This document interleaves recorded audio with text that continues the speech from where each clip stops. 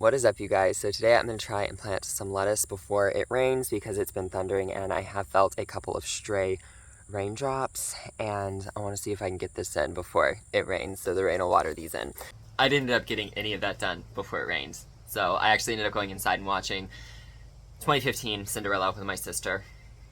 To be honest, that movie totally slaps. It is totally worth it. So I'm just planting some lettuce seeds in the garden because we eat salad every single day for breakfast, and we feel very good doing that. It's been like one of the best, most easiest things to do. It makes the morning so quick because we know we're having salad for breakfast. And honestly, we all feel so good eating salad every day for breakfast. So I highly recommend that. Because of that, this year we're definitely going to try and up our game when it comes to planting a lot of lettuce in our garden, because I haven't done a great job with that in our garden the last several years because I just haven't. I'm just going to be honest with you. So I have some seeds here and we're going to go ahead and try and get these planted. If you're curious as to whether or not you have enough time to plant something in your garden at this point, because, you know, we really think that like, oh, you know, by the time August is over and you're rolling into September, the garden is closing up. But you can plant things for fall. You can plant things that are going to sit in the ground over the winter and, you know, grow through. And obviously, it's going to be different for everybody, but if you want to know if you can plant something like lettuce and you want to know if you have enough time, you're simply just going to want to go and you can just do a Google search as to when is my estimated first frost. And I usually use like the Farmer's Almanac, and it tells you how many days you have in your growing season. It tells you when your estimated first frost and last frost date is. So this year we had a 219-day growing season, and our first frost is estimated to be November 4th. So then I count backwards to today, and that tells me how many days I have left. And that will tell me if I have enough time to plant these, because these have an average like days to harvest on them. And this is like 57, that's 42. This one is 45, and then this one didn't have one on it, I don't think. So I'm guessing it's going to be somewhere along the same as these, and I'll say maybe 50 days on this one, go kind of in between. Some things do prefer cooler temperatures, so things like carrots and lettuce, a lot of your greens, those are all going to prefer the cooler temperatures, as over things like black-eyed peas back there, they really do prefer the heat. Eggplants, there's one back there, those prefer the heat. Now, something I've never done before that I'm doing this year is we planted out some sugar pie pumpkins for the fall, because we haven't seemed to have really great luck with pumpkins, and Lane Orchards just planted out their pumpkins. And so once they planted out their pumpkin plants, we decided to go ahead and try a shorter day pumpkin, because last we had checked there was like a 75-day growing season. I think these pie pumpkins were just like right at like 80. And so we're kind of hoping that the frost comes a little bit later than November 4th. But either way, they can be harvested a little on the green side. So we'll see what happens to these pumpkins, if they come to do anything. And I do have a batch of compost tea brewing currently, so I can water these with some compost tea to help kind of, you know, fertilize them and speed up the process of growth. And our sweet potatoes. Our sweet potatoes look nice. They're just now starting to bloom, so I'm going to give them a little bit more time until I see a lot more blooms on them before we pull them out of the ground. But if I step over here, you can see the potatoes are coming up out of the ground. So there's definitely some nice sized potatoes in there.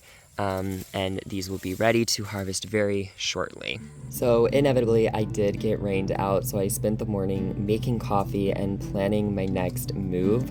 I've been making protein coffee every single day for the last couple of weeks because I was reading an article about things that can lead to like severe hair loss, and one of the things was not enough protein in your diet.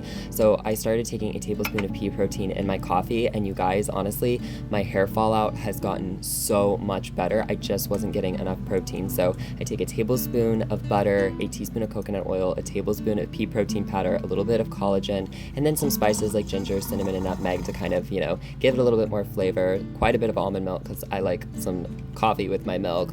And that's what I've been drinking every single day. And honestly, I feel so good doing it, and it's putting extra protein into my system. And then I can go ahead and take my vitamins first thing because I feel very filled up from the pea protein powder.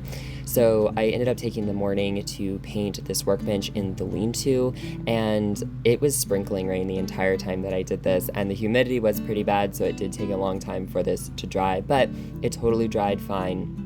And I'm glad that I got this done because I later ended up getting this whole space reorganized.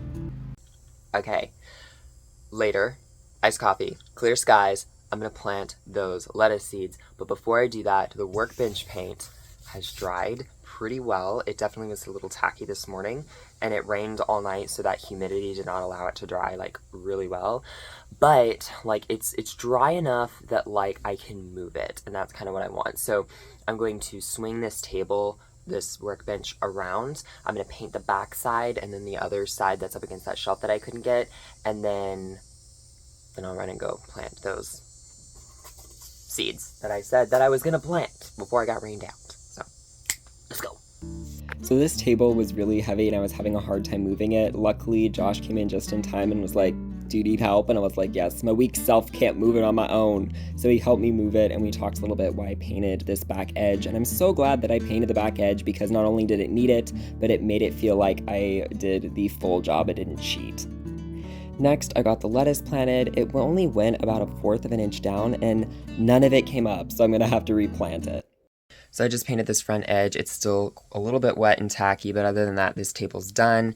Once it's fully dry, I'm going to take the table out, and I'm gonna wash this wall because it's kind of dirty, and you can really see the dirt over here, and then all the like speckles of stuff. So I'm gonna get that cleaned off before, and then I'll move this back in here, and then I can start organizing in here a little bit more. I just wanted to, kind of get it cleaned up the way that I wanted before I organized, because a lot of times what I do is I organize and then I'm like, oh, I should have painted that. I should have cleaned the wall. And I'm like, you know what? I'm just going to go ahead, paint that, clean the wall, because if I don't do it now, I won't do it later. Thank you so much for tuning in with me today. I really do appreciate it. I hope you have a wonderful, wonderful rest of your day, and I'll see you all later. Bye-bye.